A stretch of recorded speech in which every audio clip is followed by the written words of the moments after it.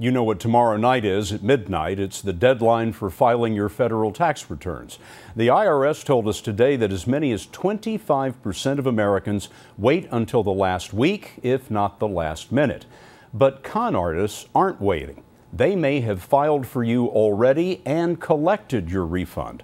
John Miller talked to a family that was victimized.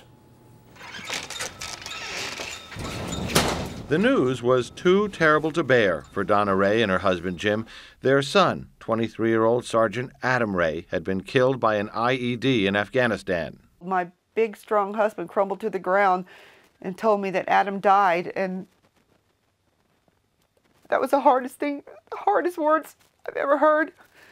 But there was another shock to come. Before the Rays could file his taxes, someone else had already done it, collecting $1,400 on a refund that should have gone to Adam's parents. How can someone do this to, and I mean, my son gave his life for you. Now you're going to steal what little few dollars he has left? This military family was a victim of a growing crime wave, tax return fraud. Thieves steal Social Security numbers and other personal data from the dead and the living, and then file a return in their name. According to the IRS, identity thieves tried to claim $6.5 billion last year alone. Wilfredo Ferrer is a federal prosecutor in Florida. We see a lot of former gang members who are now involved in tax refund identity theft schemes because it's easier, it's easy to do, it's less violent, and it's very lucrative.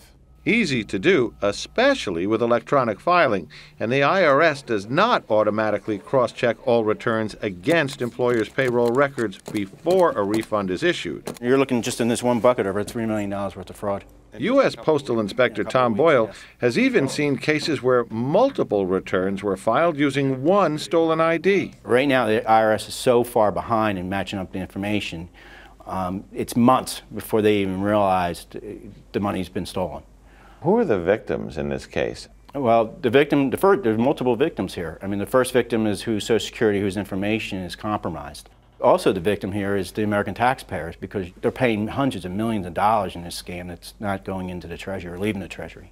So a fraud against one taxpayer in this instance is a fraud against all taxpayers. It's coming out of the Treasury. That's correct. In most cases, the criminals get the same penalties as anyone else filing a false tax return, about 3 to 5 years in prison. For Donna Ray, that's not enough.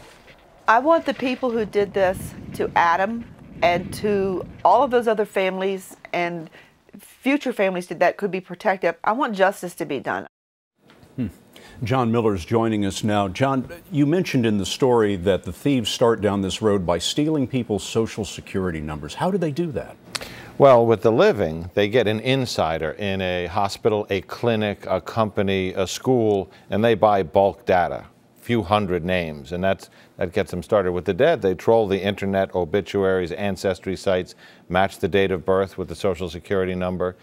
Puerto Rico is a particular hotspot because they pay their taxes to the Commonwealth, but they are U.S. citizens, so when the fraudsters file here, they don't detect the duplicate return. Now, Preet Bharara, the U.S. Attorney in Manhattan, says they have 50 of these cases in New York alone. Taxpayer beware, John. Thanks very much.